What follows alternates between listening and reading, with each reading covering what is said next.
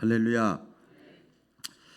제가 이렇게 TV를 가끔 이렇게 보면요, 옛날에 아가씨였는데 20대, 30대, 20대에서 아가씨, 야, 그냥 건드리면 톡 터질 것 같이 이쁜 남자도 있고 아가씨도 있고. 그런데 어느 날 좀 이렇게 잠깐 잠자고 이러는 것 같은데 보니까 애기 엄마 역할을 하더라고요. 애기 엄마 역할을 순식간에 그냥 7년 8년 지나간 거야. 아니 저 탤런트가 어떻게 애기 엄마 역할을 하나? 그래서 제가 이제 습관이 잘 들은 게 하나 있어요. 2, 3년 전부터 스마트폰으로 나이가 몇 살이지?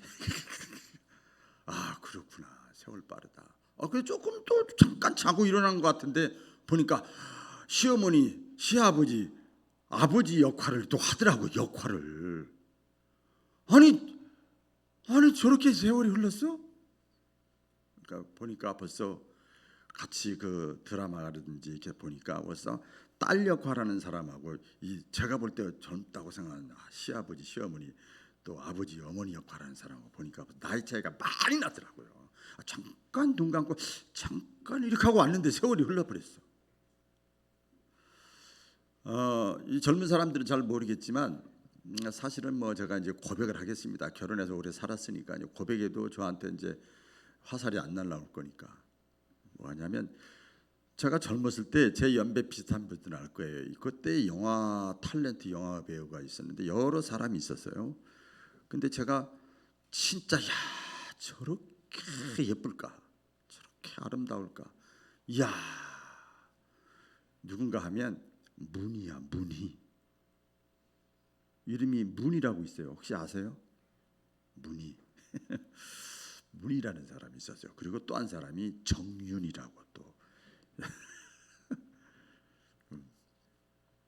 그런데 얼마 전에 이렇게 보니까 또 한 사람이 있었는데 그 사람 그들보다도 나이가 더 많은 여자분인데 완전 인형이에요, 인형. 그래서 이게 요새는 인터넷이 발달돼서 몇십 년 전 사진이 다 이미지 사진이 다 있잖아요.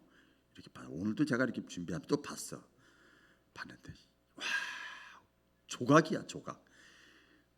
옛날에도 그렇게 했지만 이렇게 사람이 이쁠 수가 있을까? 그게 윤정이에요. 윤정희. 윤정희. 모르시는 분은 그런 사람 있는가 보다 인터넷 다 찾아보면 다 알아요. 그런데 그 여자 나이가 지금 몇인가 이렇게 봤더니 79세예요. 44년생이더라고요. 그리고 프랑스에 있는데 지금 뭐 무슨 치매에 걸려가지고 얼굴이나 이리 보니까 완전히 그냥 다른 사람이에요. 참. 그래서 보면서 창조 질서. 하나님은 여러분 우리가 예수 믿고 구원받고 하나님과의 관계 은혜 받고 이것도 다 좋지만 하나님은 더 큰 창조 질서가 있어요. 하나님의 시야는 높아요. 높아. 우리 자녀의 시야, 부모의 시야가 다르고 백성의 시야와 지도자의 시야가 다른 것처럼 다 달라요. 그래서 하나님의 창조 질서라고 하는 큰 시야에서 보면 이 나이 들어서 늙는 거 이것은 뭐 어쩔 수가 없는 거예요. 세월이 흘러가면 늙고 병들고 죽고 이렇게 되죠. 좀 이렇게 무거운 얘기가 되겠지만은 한번 저를 따라해 보시기 바랍니다. 누구나 심판대 앞에 서야 합니다.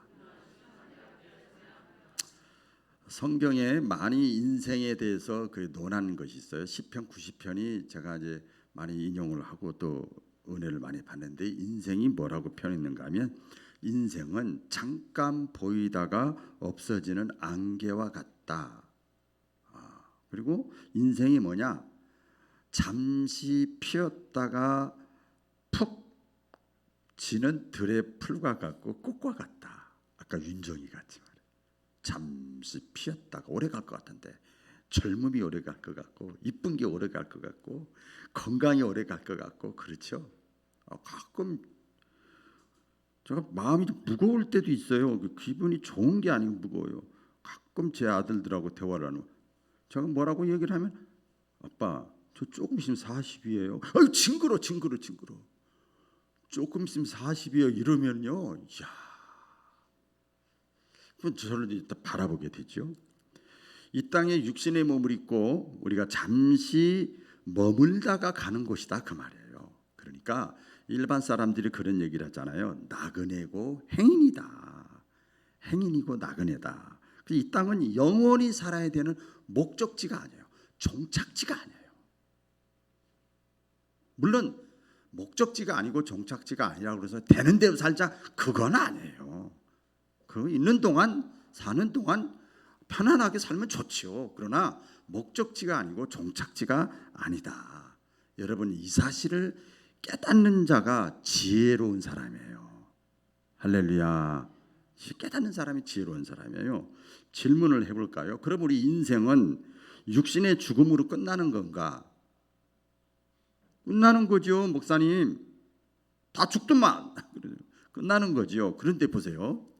이게요, 이 관이, 생각이, 사상이 이게 한번 잘못 딱 입력이 돼버리면, 그것이 자기 진리같이 딱 돼버리면 이게 파급 효과가 무서워요. 인생이 육신의 죽음으로 끝난다 그러면 보세요. 세월이 흘러가면서 나이가 먹어가면서 20대 30대 시집가고 장가가고 애 낳고 이렇게 나이가 흘러가면서 인생은 점점 허무합니다. 그렇죠? 허무한 거죠. 허무하고, 그리고 비관주의가 되는 거야. 비관주의. 그리고 그렇지, 늙으면 아무것도 못하니까 젊었을 때, 조금이라도 젊었을 때 현실적으로 그냥 재밌게 살자, 막 즐기자, 놀자. 그래가지고 현실주의적인 쾌락주의에 빠져요. 즐겁고 기쁘게 사는 거 좋은 거라니까요. 근데 거기에 빠져버려, 관이. 그러다 보면 그 사람도 30대 40대였는데 어느 날 보니까 60대 70대가 돼버렸어. 성경은 말합니다. 여러분, 하나님께서 말씀하죠. 육신의 삶 이후에 영원한 생명이 있고 영원한 멸망이 있대요. 영원한 생명과 영벌이라고 그러죠. 있어요. 그러니까 인간은 근본적으로 뿌리가 육신이 다인 것 같지만 소중해요. 껍데기라도 소중해요. 그런데 본질적으로 인간은 영적인 존재예요. 할렐루야. 근본적으로 이걸 아셔야 돼요. 영적인 존재야. 이게 여러분 진리입니다. 진리는 변하지 않는 거죠. 그럼 크리스찬이라는 것은 어떤 존재냐? 크리스찬, 우리 예수 믿는 신자, 크리스찬이라고 제가 폭넓게 말씀드렸는데 어떤 존재냐? 이 생명의 본체 뿌리가 되시는 예수님을 영접한 사람, 1차적으로 예수님을 믿는 사람, 따라 보겠습니다. 믿음. 신자는, 크리스찬은 생명의 뿌리가 되시고 본체가 되시는 예수님을 믿고 영접하고, 두 번째, 그걸 끝나는 게 아니고 신자는, 크리스찬은 이 땅에 살아가는 동안 영원한 하나님의 나라, 천국이라고 그랬죠. 내사라고 그러죠. 거기를 바라보고 소망 삼고 사는 사람이에요. 거기를 바라보는 거예요. 이 땅에 있지만 저기를 바라보는 거예요. 너희가 예수와 함께 십자가에 못 박고 다시 믿음이 생겼으면 땅만 바라보지 말고 위의 것을 바라보고 위의 것의 가치를 찾으라 그랬잖아요. 그렇죠?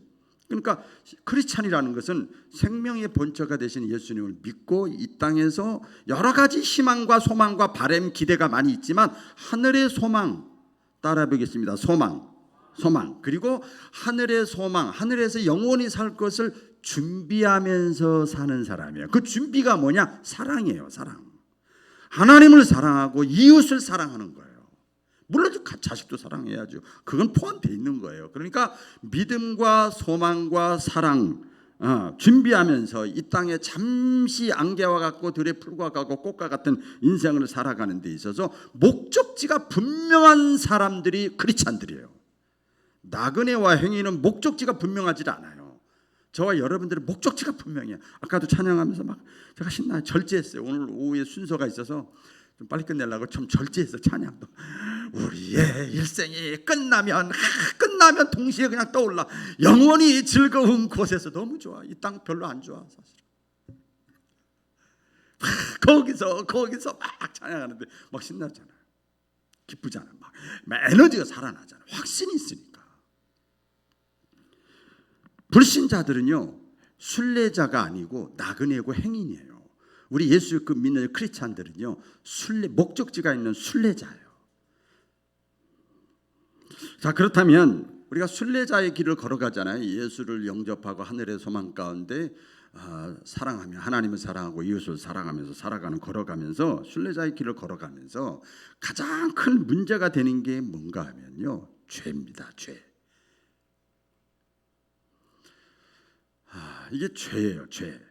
죄라는 것은 영원한 하나님의 나라를 향해서 막 지름길로 가는 거잖아요. 가는 데 있어서 가장 큰 장애물이 뭐냐면 죄입니다. 죄. 죄라는 것도 뭐 다 표현하기가 넓습니다만, 이게 죄는 뭔가 하면요, 암적 존재와 같아. 여러분, 좋은 거는 금방 소문이 안 나. 안 좋은 거는 그냥 순식간에 퍼져. 전염성이 강하죠. 왜? 인간의 마음속에 원죄성이라는 것이 있어서 그렇다는, 이제 신학적으로 얘기를 합니다. 그래서 마치 이스라엘 백성들이, 여러분이 모세를 통해서 하나님께서 영적인 가나안 땅, 천국이잖아요. 그렇죠? 가나안 땅을 향해서 나아가는 거예요. 천국을 예표하잖아요. 가나안 땅이 나아가는 과정이 있어서 장애물이 되고 문제가 되고 멈추고 후퇴하고 고생하고 한 것이 뭐냐면 죄 때문에 그래요. 다 공동체의 죄, 조그만 아간이라는 개인의 죄, 뭐 지도자의 죄, 이것이 영적 순례자의 길을 막아버려요. 멈추게 하고 뒤돌아서게 하고 흔들리게 하고 막 이렇게 해버리는 거죠. 방향을 바꿔버리게 하고 그래요. 그래서 여러분, 마지막까지 우리가 신앙생활하면서 나이가 40, 30, 20, 60, 70, 80, 90 드셨잖아요. 마지막까지 인생의 종착역에 있어서 여러분, 신앙생활 하는 데 있어서 내가 승리하기를 원한다. 우리는 다 1등 안 해도 됩니다. 여러분, 완주만 하면 돼요. 자, 옆 사람과 인사 나누겠습니다. 완주합시다. 완주하면 되는 거예요. 히브리서 12장에 경주를 마라톤이라고 표현했어요. 세상을 1등만 주지만 우리 하나님은 완주자에게 주시는 거예요. 완주. 내가 승리하고 완주하기를 원하면 죄의 문제를 끊임없이 해결하려고 하는 노력과 수고와 땀과 자기와의 싸움이 있어야 돼요. 그래서 여러분, 예수님께서 처음에 하신 말씀이 뭐예요? 회개하라. 그렇잖아요. 회개라는 게 뭐예요? 죄가 있는 사람한테 하는 소리야. 그렇죠? 회개하라. 그러면 뭐가 가까이 와요? 천국이 가까이 오느니라. 이걸 반대로 한번, 묵상 간단합니다. 반대로 역으로 생각해봐. 그러면 내가 죄를 졌는데도, 잘못을 했는데도, 신앙적인지 불신앙적인지 뭐 마음이지 뭐 죄가 많잖아요. 내가 회개하지 않으면 내 삶이 지옥이야. 현실적으로 회개하면 천국이 이루어지는 거죠. 그래서 우리가 천국에 들어가려면 인생의 마지막 순간에, 천국과 지옥으로 나눠주는 순간에 뭐가 있는가 하면 하나님의 심판이 있어요. 하나님의 심판, 요한계시록에 자세하게 나와 있죠. 그런데 묘하게 예수님의 이름의 뜻이 마태복음 1장 21절 말씀에 보면, 아들을 낳으리니 그 이름을 예수라 하라. 예수는 저가 자기 백성을 저희 죄에서, 죄 문제예요, 그렇죠? 죄에서 구원할 자이심이라. 예수님의 이름이 뜻이 그래요. 자, 그러면 예수님께서 이 땅에 오셔서 천국을 회개하라, 천국을 말씀하셨잖아요. 천국을 소개하면서 계속해서 강조하신 것이 있어요. 그게 뭔가 하면 구원받을 자와 구원받지 못할 자가 반드시 나누어진다. 심판이 이루어진다. 처음부터 그 얘기하셨어. 천국 아니면 지옥이니까. 그렇죠? 말씀하셨어요.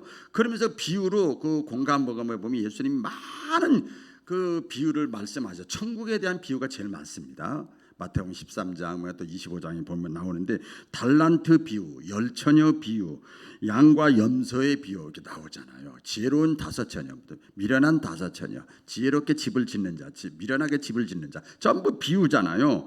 그래서 이 땅에 살고 있을 때는 5달란트 받은 자나 1달란트 받은 자나, 지혜로운 5처녀, 미래로운 5처녀나, 양 같은 신자나 염소 같은 신자나 다 섞여 있어.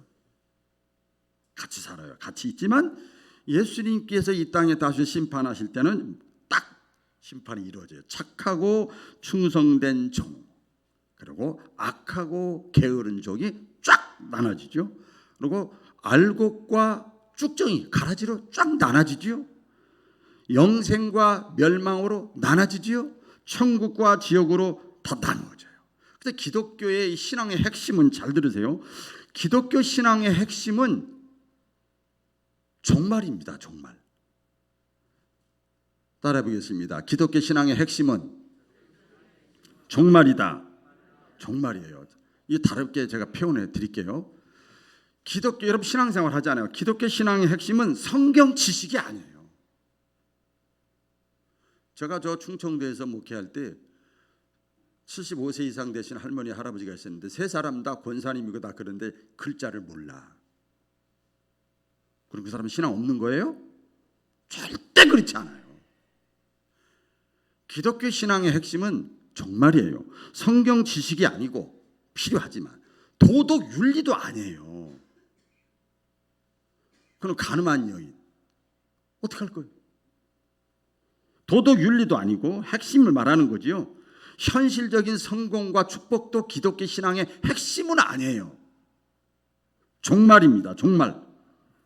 그래서 인간에게는 반드시 심판이 있다는 것을 믿는 것이 기본적으로 성공과 축복 이전에 하나님의 말씀 성경 지식을 얻기 전에 도덕 윤리적으로 삶을 살기 전에 인간이 죽으면 반드시 심판이 있다. 이 사실을 믿는 신앙이 기독교 신앙의 핵심입니다. 핵심이에요. 이런 신앙이 있으면 마지막 때를 준비하며 살아가는 거예요. 믿음을 가지고 하늘의 소망 가운데 준비하며 내 나이가 벌써 이만큼 먹었네. 아이고 다리 손 아파. 아이고 이랬네. 시간이 없네. 아이고 애 키우느라고 시간 없지. 나이 들어서 시간 없지. 직장 다닐 시간 없지. 그러면서 이게 달라요. 삶이 달라요. 마치 이거나 똑같지요. 사람들이 학교에 입학을 하려면 뭐 합니까? 그냥 입학해요. 나이 먹으면 준비하잖아요. 2개월밖에 안 남았네. 수능 볼 때 3개월밖에 안 남았네. 결혼을 해도 마찬가지입니다. 결혼하기 전에 몇 개월 전부터 다 준비하잖아요. 정신없지요. 정신없죠. 막 준비하잖아요. 출산을 앞에 놓고 있어도 막 준비하잖아요. 이것저것 막 그렇게 깔끔하던 집안이 완전 통일했어요. 쓰레기통이 됩니다. 쓰레기통이 집안이 쓰레기통이 다 준비하는 거예요. 준비하는 거예요. 노후도 마찬가지죠. 준비하는 거예요. 다. 건강도 준비하는 거고요. 전부 준비하며 사는 것처럼 종말을 준비하면서 살아가는 삶이 크리스찬의 삶이요. 기독교 신앙의 결론을 요한계시록에 보면 분명하게 나와 있습니다. 이렇게 예언을 했는데요. 계시록 22장 20절에 보면 이것들을 증언하신 이가 이르시되 내가 진실로 속히 오리라 하시거늘 아멘 주 예수여 어서 오시옵소서. 이렇게 해야 된다는 거예요. 항상 마지막에 아멘 주 예수여 오시옵소서. 직장을 가고 운전을 하고 밥을 먹고 자식을 낳고 학교를 가고 교회를 가고 오늘 제가 설교 아멘 주 예수여 오시옵소서. 마지막이죠. 이거 주님 마지막이죠. 이거 마지막일지도 모르잖아요. 마지막이죠. 이 신앙이요. 이 신앙. 이 종말보다도 그 시한부 인생을 사는 사람도 천사도 많. 제 친구 목사님 가운데 심하게 듣던 얘기를 했는데 그 목사님 보니까 우와 말 한마디 한마디 얘기 한마디 한마디가 거의 하나님 수준이야. 다 같은 친구들끼리인데 이해하고 격려하고 위로하고 품고 이러더라고요. 이게 종말 신앙이요. 종말 신앙. 여러분 종말 신앙이라는 게 뭔가 하면 언젠가는 내가 하나님 앞에 선다. 내가 하나님 앞에 반드시 선다. 이 사실을 의식하고 살아가는 거예요. 많은 사람들이 죽지 않으려고 많은 시도를 하잖아요. 그 성공한 적이 한 번도 없어요. 우리 그거 다 알지요. 내가 죽음을 경험해 보지는 않았지만 다 성공한 사람이 없어요. 단지 다양한 방법으로 수명을 연장할 수 있을지는 모르지만 죽음을 극복할 수 없어요. 어제 보니까 무병장수 100세 얘기하더라. 100세 사는데 비실비실하게 사느냐 무병장수하게 사느냐 조금 이렇게 다양한 방법으로 수명을 연장을 하는 거지요. 그러나 죽음을 극복할 수가 없잖아요. 근데 우리가 기억해야 될 것은 뭔가 하면 그래서 이 사망이 죽음이 죽음으로 끝나는 것이 아니에요. 히브리서 9장 10절 다시 한번 또 듣는 거지만 보겠습니다. 뭐예요? 한번 죽는 것은 사람에게 정하신 것이요 그 후에는 심판이 있으리니. 이 얘기는 무슨 뜻인가 하면 묵상을 해보니까 육신의 죽음은 동시에 심판의 시작이에요. 그렇잖아요. 육신의 죽음은 심판의 시작이에요. 누구도 심판을 피할 수가 없습니다. 제가 그전에 광주에서 목회할 때 교도소에 선교를 했습니다. 한 달에 한 번 때로는 두 번씩 이렇게 갔는데 그때 제가 들었던 여러 가지 얘기 가운데 그 장기 전향수가 많은데 일반 교도소도 그분들하고도 대화를 이렇게 하고 하는데 이 얘기를 합니다. 억울하다는 거예요. 전부 다 똑같은 얘기예요. 똑같이 죄를 졌는데 교도소 밖에 있는 사람이나 안에 있는 사람이나 다 죄를 졌는데 우린 재수없게 걸려서 그렇다는 거예요. 전혀 어떤 저기에 대해가 없더라고. 똑같이 죄를 짓는다는 거예요.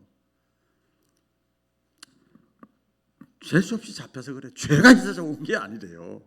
우리 그런 성경에 분명히 말씀하죠. 로마서 14장 11절에 보면 기록되었을 때 주께서 이르시되 내가 살았노니 내 무릎이 내게 꿇을 것이요. 그다음에 뭐라 그런가 하면 모든 혀가 하나님께 자백하리라 하였느니라. 자백할 때가 있어요. 그리고 이 죄라는 것은요, 이 심판을 받는데 감출 수가 없어요. 모든 것이 다 드러납니다. 이번 정권 바뀌면서 보세요. 다 보시잖아요. 뭐 성경만 보시니까 잘 모르실지 모르겠지만 정치인들 또 뭐 기업인들 다 과거에 뭐 같이 얘기했던 것들, 통화했던 것들, 문자 보냈던 것들 좋을 때는 좋은데 안 좋으니까 그게 전부 드러나는 거예요. 녹음한 것들 다.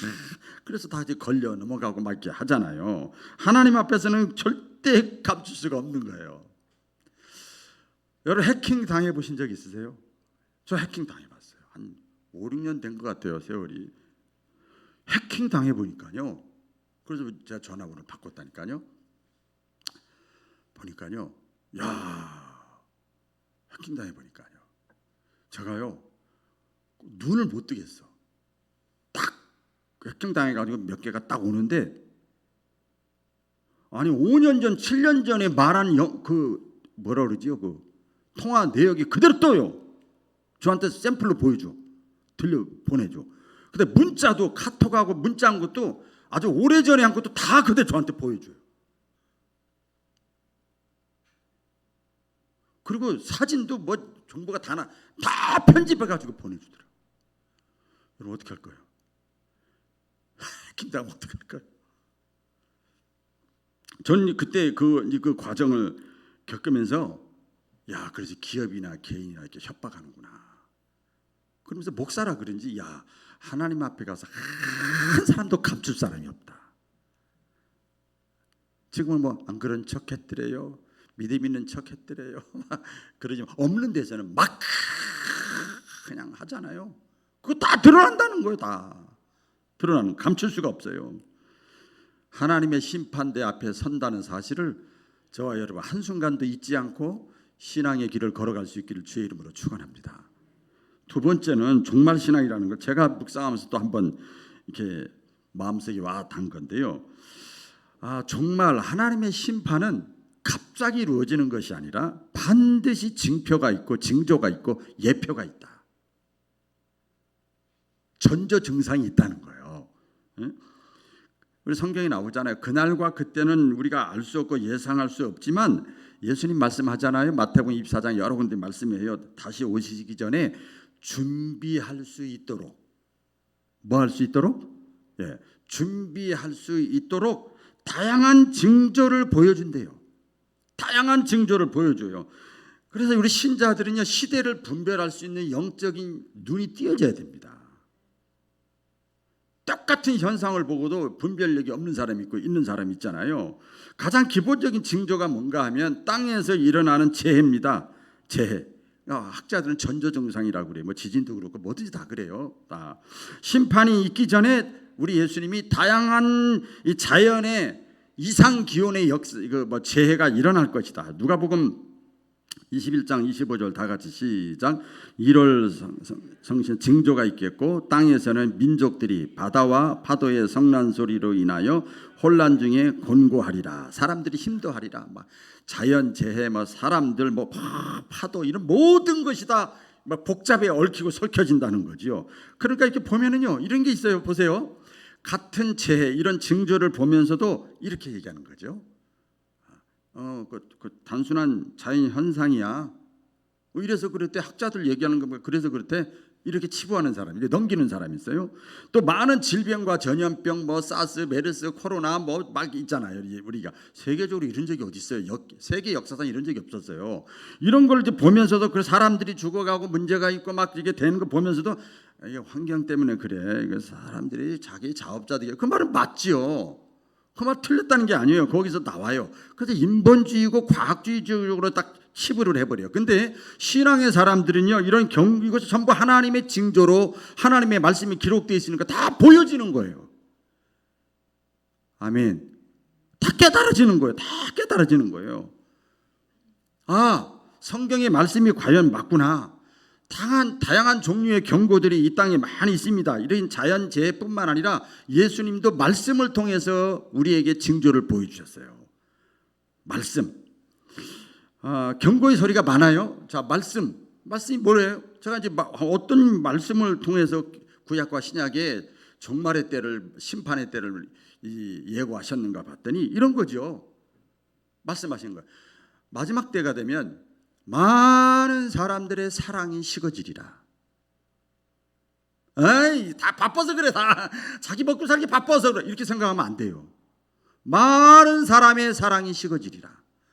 자기 배를 하나님 삼고 남은 죽든 말든 신경 안 쓴다는 거 이제 성경에 나오지요. 자긍하고 교만하리라. 다 잘났어. 사사시대에 전부가, 이게 포스트 모던 시대에 좀 신학 일반적으로 얘기를 하면 전부 이제 하루 세끼 먹는 지장이 없기 때문에 자기 주관대로 사는 거예요. 절대 권위 진리를 인정 안 하는 시대야. 자긍하고 교만한 시대. 시대가 그래서 그래. 이렇게 생각하면 안 돼. 성경의 말씀 그대로 있잖아요. 모이기를 피하는 거예요. 교회에 모이는 것뿐만 아니라 다 마찬가지입니다. 모이기를 피하는 습관이 분위기가 막 횡행하리라. 그리고 많은 사람들이 다 머리가 귀는 큰데 불순종하는 일들이 계속 일어나고, 순리를 영리를 쓰는 일들이 공공연하게 일어나리라. 쾌락주의, 동성애 이런 게 막 일어나는 거죠.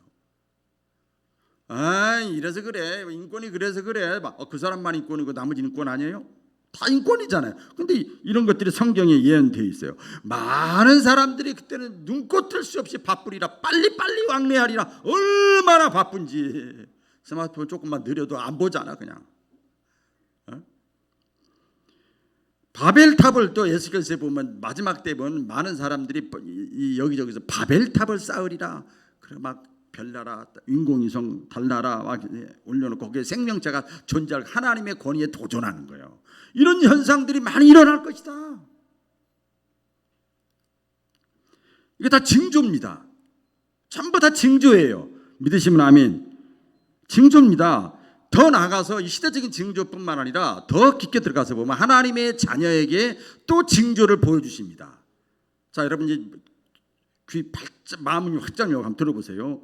하나님의 자녀에게도 하나님이 말씀으로 뿐만 아니라 말씀으로도 이렇게 읽다가 듣다가 묵상하다 쓰다가도 하나님이 나에게 징조를 보여주고, 때로는 감동으로, 때로는 깨달음으로, 때로는 사건으로, 때로는 꿈으로, 때로는 환상으로, 때로는 고난으로, 때로는 질병으로, 때로는 축복으로. 하나님 살아있는 거네. 이거 하나님 감사하네. 하나님 무섭네. 다 징조요. 개인적으로 하나님께서 이렇게 깨닫게 하시는 거예요. 깨달은 다음에 내 순례자의 길을 내가 바르게 걸어가야 되겠다. 이런 마음이 이제 생기는 거죠. 마지막입니다. 종말신앙이라고 하는 것은 구원입니다. 따라해 보겠습니다. 종말신앙은 구원받아야 된다. 반드시 구원받아야 됩니다. 우리 예수님은 반드시 오시는데 성경에 보니까 여러 군데 표현했어요. 내가 기다린다.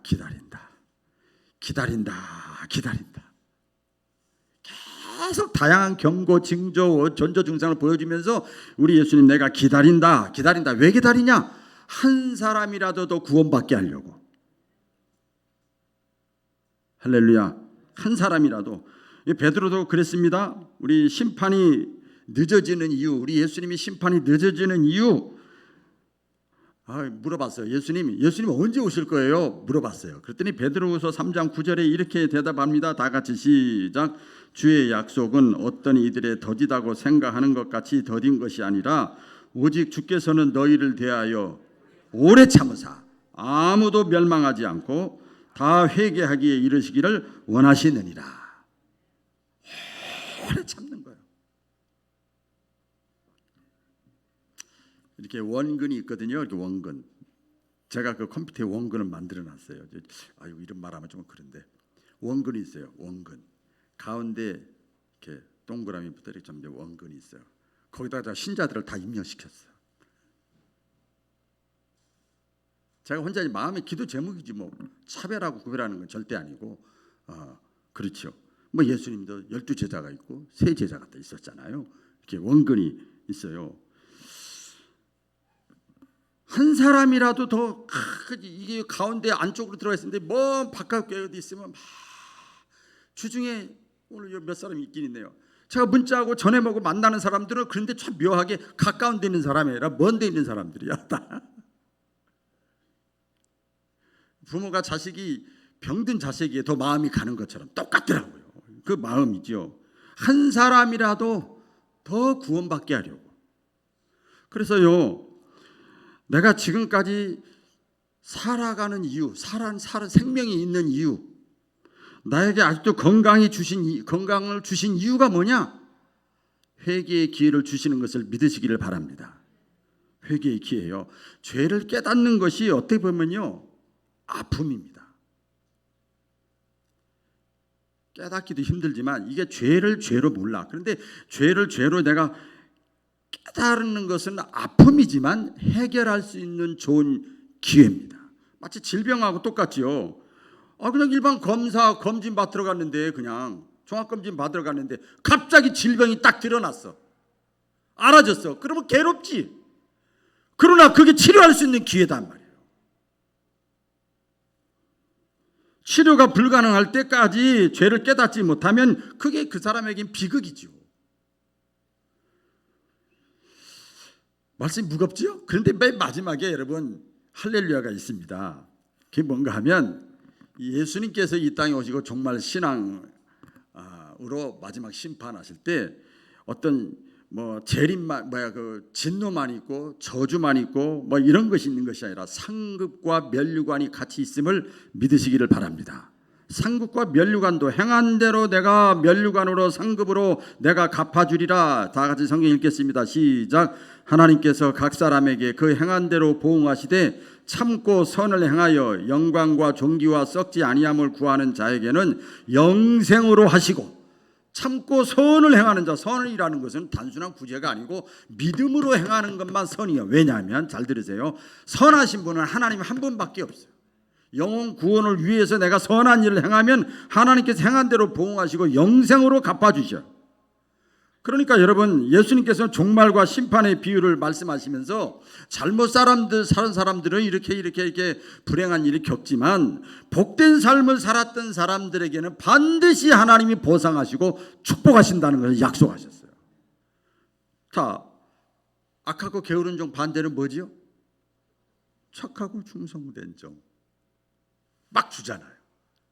네? 막 주잖아요. 지혜로운 미련한 다섯 처녀 반대는 슬기로운 다섯 처녀 또 있잖아요.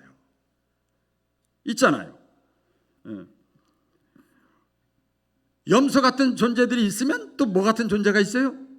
양 같은 존재들이 있어요. 그들에겐 칭찬과 상급으로 하나님이 갚아주시는 거예요. 할렐루야. 여러분, 우리가 기억을 해야 됩니다. 하나님의 심판은 뭐 재앙만 있는 것이 아니라 상급과 축복도 있어. 그래서 이왕이면이라는 말을 제가 스스로도 좋아하고 같이 하기도 하는데, 이왕이면 심판의 때에 칭찬받고 상급받는 하나님의 사람들 다 되어지시기를 주의 이름으로 축원합니다. 기도하겠습니다.